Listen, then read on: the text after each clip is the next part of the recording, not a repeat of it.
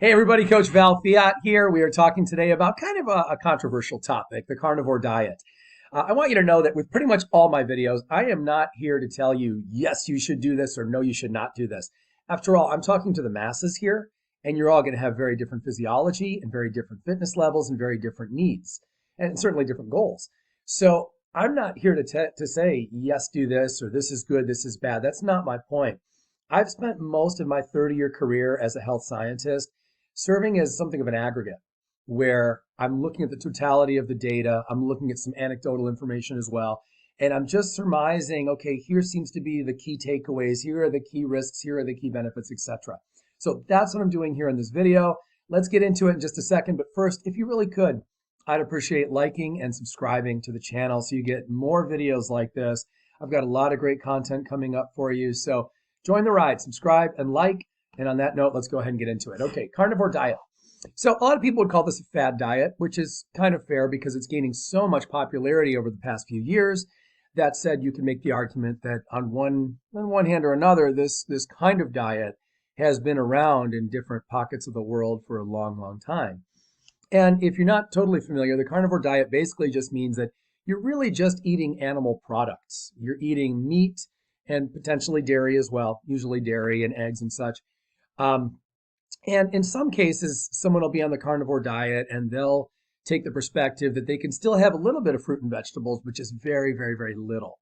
Other people take it more literally as to mean no fruits and vegetables at all. So those kind of nuanced little changes, that's just up to you. That's up to your own interpretation and what you want to do with it. The key takeaways that I'm here to provide for you, though, are this.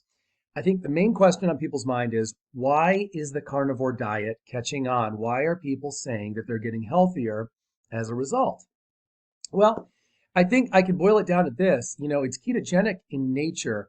So if you're having any sort of problems with blood sugars, if your blood glucose levels are at all too high, and a lot of people's are, if that's what you're dealing with, then this will start to correct that problem right away.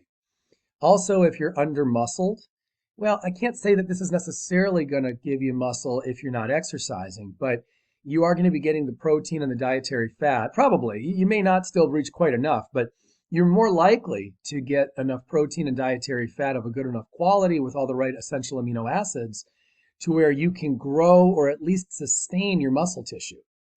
Now, think about that for a second. A lot of people are losing muscle tissue every year. Most adults do, actually, lose muscle tissue every year on average. And that goes on from age 20 until they die.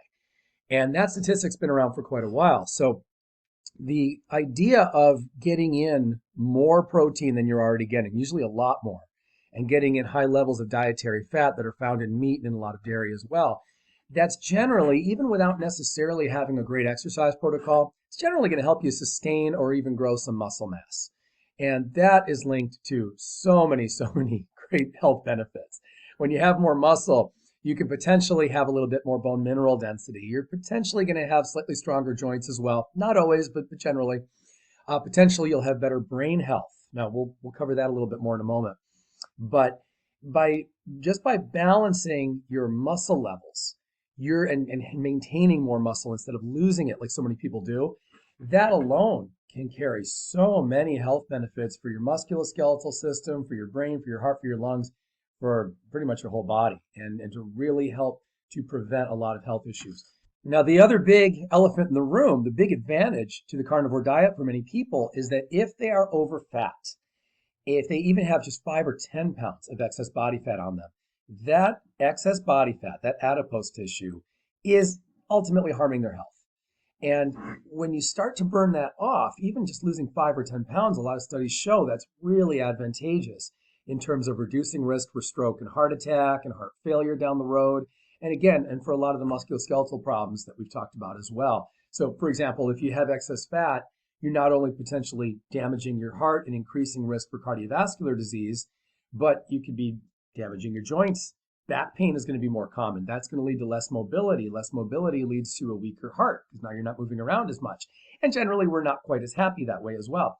Another thing about being over fat is we have found, and this is particularly scary, but the wider the girth in the abdomen, basically the more body fat you have in the midsection, not only can that get in the way of organ function, but it actually starts to harm the brain as well. And this is where cognitive decline and a lot of similar problems with the brain can become a lot more prevalent. So there's a whole lot of reason to get involved in the carnivore diet as a potential solution to excess body fat, simply because the carnivore diet, I don't want to call it something that's necessarily always going to create fat loss. It's not the case.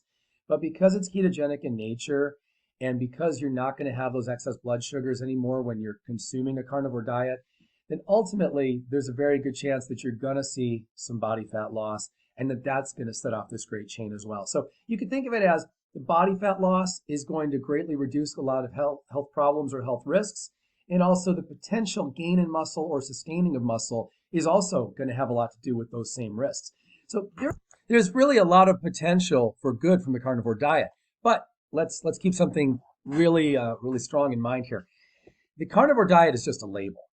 You might be getting only 60 or 70 grams of protein in a day when your body needs 100. You might be getting 150 grams of protein a day when your body needs 100. We don't know, right? There's still a lot of math here that's not included in terms of how much protein your body needs in a day and how much dietary fat. And believe me, those numbers are really important. So when I hear people saying, oh, I'm going to do the carnivore diet so I can lose weight and gain muscle, I mean, you might. It really depends on how much food you're eating, how high those levels are getting. Are they getting too high? Are they getting not high enough? And then, of course, the exercise science. This is where so many people go wrong statistically, is regardless of what you're eating, you're not really going to be able to burn off significant body fat or gain significant muscle or condition the heart in a specific way unless we're actually getting the right exercise prescription as well. Nutrition alone can only really take you so far in terms of staving off health problems and really building health in the body. So, carnivore diet's a label, and it's only part of the broad scheme. You got to go in and really get the details right. I often think of this as if I were to give you directions somewhere, you said, how do I get to so-and-so's house? And I said, oh, you're going to jump on the highway and just go north. You'd say, well, okay, that's the start, but I mean, there's more to it than that. How do I actually get to the building I want to get to? And so there's a lot more nuance to the directions than just you're going to head north. And I would think of the carnivore diet as potentially that same kind of, it's just the starting point. It's just the first thing you want to think about is, all right, carnivore diet might be a start, but let's still firm up our macronutrients. Let's still firm up our exercise. Let's get the rest of our lifestyle right. And let's put together a carnivore diet, if you're going to do it, in a way that's going to steer clear of all the different risks. Now let's talk about those particular risks and all the things that can go wrong in the carnivore diet. So one of the things that can go wrong in the carnivore diet is the whole inflammatory factor. Now, this gets really complicated. And again, the labels, that just calling it carnivore diet doesn't really tell us anything, because a lot of times people get into the carnivore diet because they want to be more anti-inflammatory. And in many cases, that can be the case. If what you were eating before was more inflammatory, if your body was getting a higher IF factor or an inflammatory factor because of the foods you were eating, and now you've cut those out with the carnivore diet, well then great, yeah, you're probably going to be pretty anti-inflammatory. That said, it can go the other way too. If your former diet was already pretty anti-inflammatory, and believe me, when you're eating plant-based foods and fruits, you might very well have already been very anti-inflammatory. It just depends. And so now you could go from a more plant-based diet to a carnivore diet and suddenly become more inflamed. In fact, you could become much more inflamed. So it's really not as simple as what a lot of people in the media are talking about, where they're saying, oh, if you go to carnivore diet, you're going to have less inflammation. Yeah, a lot of times you will. A lot of other times you'll actually have more. It's not about whether you're eating carnivore or not, or how much plant-based foods you're getting. It's all about which foods and what that omega-3 to omega-6 level is like each day.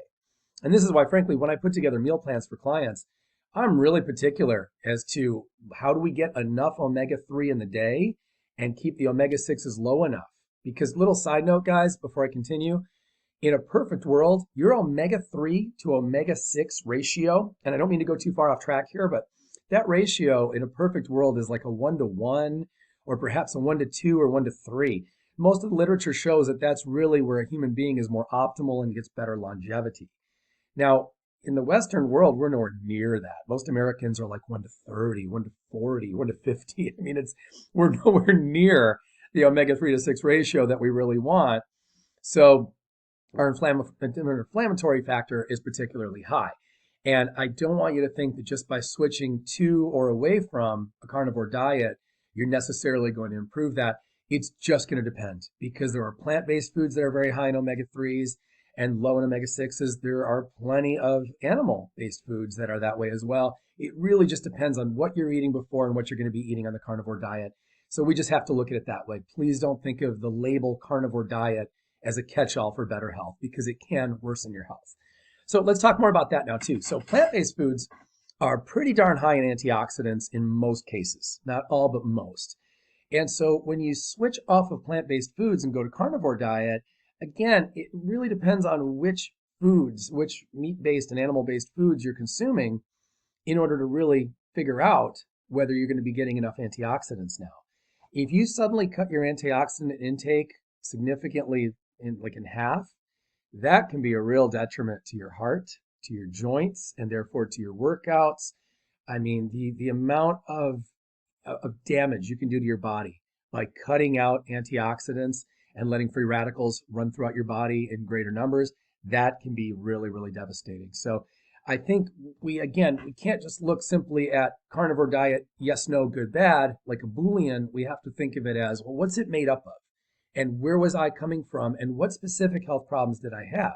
Is a carnivore diet really necessary? And even if so, how do we dial in all the right data for it?